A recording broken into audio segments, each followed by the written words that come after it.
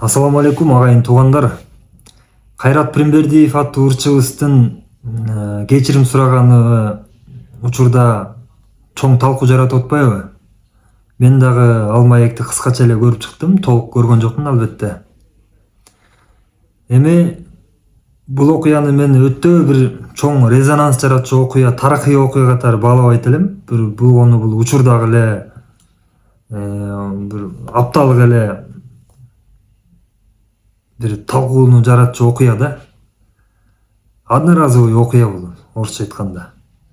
Бул эртеңки күнү унутулат, тарыхта калбайт. Бирок ошентсе дагы элибиз мындай жагдайларга, мындай окуяларга реакция берип атканы бул жакшы нерсе.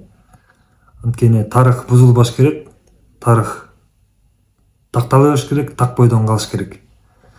Анан өзү айтып аткан айкөлдүк, кечиримдүүлүк бул учурда мындай окуяларда колдонулбайт. Айкөлдүк башка учурларда колдонулат. Ошентип Кайрат мырза мүдүрүлүп жаңылып алган экен. Эми эч нерсе эмес, кимдер гана жаңылбайт.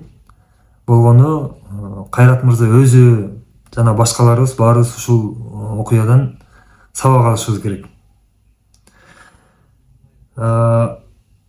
Ошол журналист айымдын маңдайында кечирим сурап эмес, актанып эмес, мактанып, сыймыктанып отурса эң сонун жарашмак. Тарыхын билсе, тарыхын айтып берип, бирок ошол мактанса мынчалык Ормонхон атабыз жөнүндө Кайрат Пирмбердиев мактанып айтты, ушундай тарыхын билет экен деп биз сөз кылбайт элек да. Ошол сөзүнө жаңылып калган үчүн, кечирим сурап алганы үчүн биз ушундай талкуулап атабыз. Бул баарыбызга сабак болчу окуя, бир эле Кайрат мырзага эмес. Маселен дейли, бир учурда Кожомкул атабыз казактын айтылуу балбан шолок менен эңишип, анан ошо билегин, колун сындырып алган экен, ээрдин кашына такаган кезде сынып кеткен экен. Ошондо казактар куугунтукка алып, ошондой бир учур айтылып жүрөт. Ошол колун сындырып алган үчүн мен казак элинен кечирим сурашым керекпи? Ошого мындай кажет барбы? Жеке мен өзүм сурабайт болчумун. Анын кажети да жок. Ал экөөнүн ортосунда болгон окуя деп билем. Анын сыңарындай эле Кайрат мырзанын эч ал жерде кечирим суроо же бирөө мажбурлабаса, бирөө кыйнабаса, андай сөздүн мындай жөндөн эле айтылышы туура эмес болуп калган.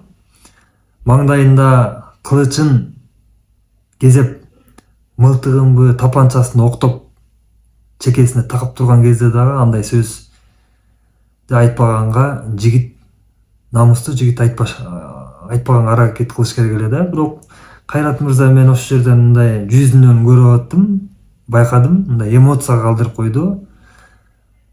Эми кайталап отурбай эле жаңылып калганын баарыбыз эле көрдүк. Аны көпчүлүк айтып атат. Кош дейли.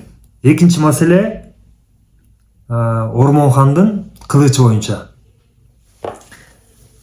Бул маалыматты дагы мен мындай өткөрө алган жокмун жөнүнө. Бир гана айтарым,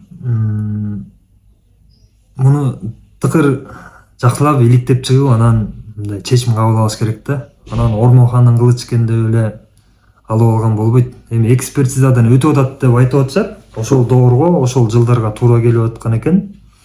Муну дагы шашпай иликтеп, анан өзүнүн баасы боюнча алсак алып коюшубуз керек деп ойлойм. Эгер ошол чын болсо. Андай каражаттар суммасын унутуп калдым. Бир топ эле акча экен, бирок ал мамлекет үчүн өтө деле чоң сумма деп эсептелбейт. Тарых үчүн эгер чындык болсо алып койгон туура деп ойлойм.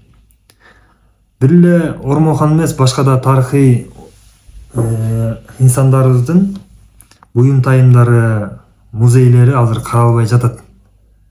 эми колдон келишинче каралгандар каралып атат, бирок толук каралып укмуш тарыхый инсандардын буюмдары укмуштуудай сакталууда дегенден мен алыс элем. Мамлекетибиз, биздин башчыларыбыз ушул нерсеге абдан жакшы көңүл бурушу керек. Эмтеден бүгүнкү күндөгү арзыбаган акчага ала турган, сактап кала турган тарыхый буюмдарды биз сактап кала албасак, эртеңки күнү канча бир жылдардан кийин алардын баасы 10 эселеп өсөт. Эми 10 эселеп өскөндөн дагы ал буюмдарды таппай калышыбыз мүмкүн, жеке колдорго кетип калса. Ошон үчүн тарыхый буюмдарга абдан жакшы көңүл бурушубуз керек деп ойлойм.